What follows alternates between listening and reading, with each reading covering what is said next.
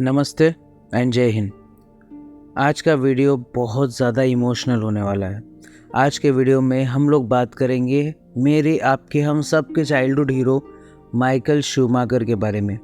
जो लोग early 2000s में F1 देखना इंडिया में शुरू किए होंगे उनको पता होगा कि माइकल शूमाकर का किस तरीके का रेसिंग ट्रैक पे जलवा हुआ करता था। उन लोगों को पता होगा कि F1 का चस्का उनको माइकल शूमाकर की रेस देखने के बाद ही लगा होगा। आज बात करेंगे कि कहाँ है ये रेसिंग ट्रैक का शहंशाह, कहाँ पे है ये माइकल शूमाकर, किस हालत में है आज, और क्या कभी हम उन्हें पब्लिक आई में नोटिस वापस कर पाएंगे या नहीं। इसी के बारे में आपसे बात करूँगा। आप बने रहिए, देखते रहिए exposing star with Shantanu.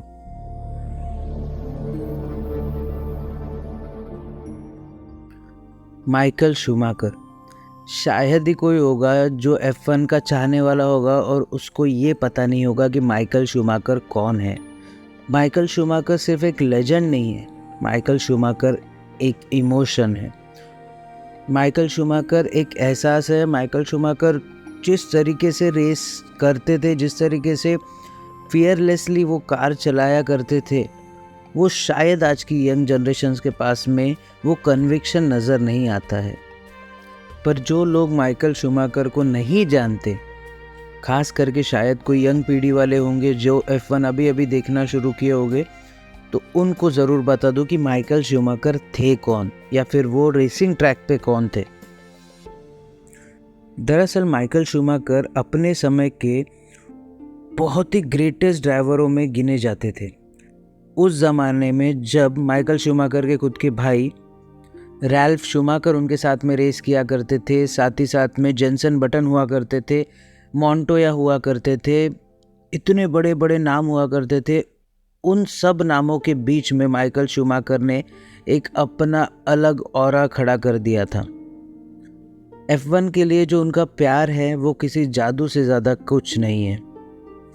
Michael Schumacher अपने वक्त के इतने बड़े लेजेंड थे कि वो 7 बार लगातार वर्ल्ड चैम्पियन बनने वाले पहले ड्राइवर बने थे। अपने पूरे करियर में माइकल शूमाकर ने 91 टाइम्स रेस जीती है और साथ ही साथ 155 बार माइकल शूमाकर पोडियम पर खड़े हुए हैं, जहाँ पे टॉप 3 रेसर्स खड़े हुआ करते थे। शूमाकर ने अपना F1 career Jordan grand prix के साथ शुरू किया था, बेनेटन में। उन्होंने वहाँ पे 2 वर्ल्ड चैम्पियनशिप जीती थी, एक थी 1994 में और एक थी 1995 में। फिर 1996 में उनकी ये काबिलियत देखकर फरारी ने उनको साइन कर लिया, जहाँ से शूमाकर का लेजेंड माइकल शूमाकर बनने का सफ़र शुरू हुआ।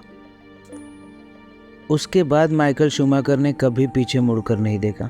फरारी ज्वाइन करने के बाद माइकल शूमाकर ने एक इतिहास रच दिया। लगातार 5 बार वर्ल्ड चैम्पियन बनने वाले वो पहले ड्राइवर बने। फरारी को ज्वाइन करने के बाद माइकल शूमाकर ने कभी पीछे मुड़कर नहीं देखा।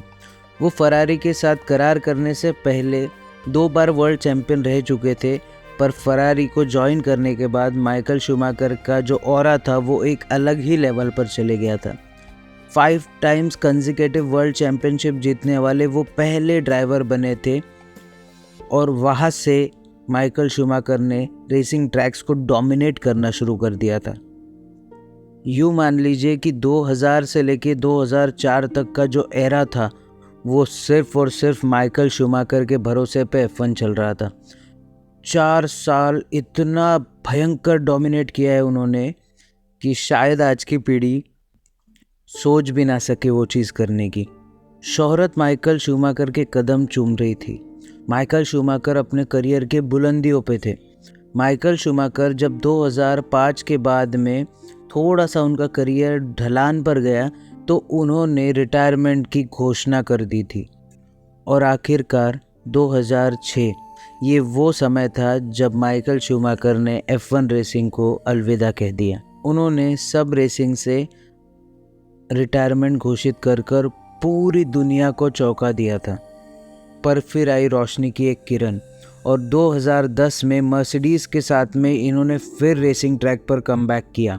पर अपने आखिरी दौर में जब वो 43 साल के थे तो नए नए लोगों के साथ में माइकल शूमाकर को compete करने में बड़ी तकलीफ होने लग गई थी।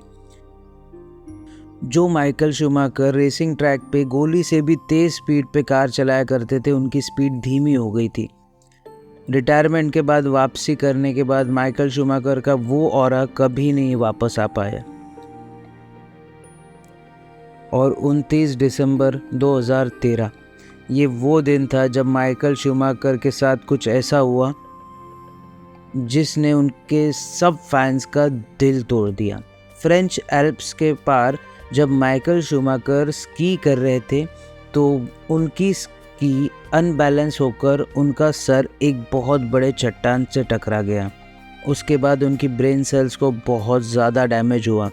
उसके बाद माइकल शूमाकर को बचाने की बहुत कोशिश की गई और आखिरकार डॉक्टरों ने की गई कोशिश माइकल शूमाकर के लाइफ को तो बचा ले गई, पर माइकल शूमाकर ने हमेशा के लिए पब्लिक फिगर या फिर पब्लिक से अपना रिश्ता कम सा कर दिया।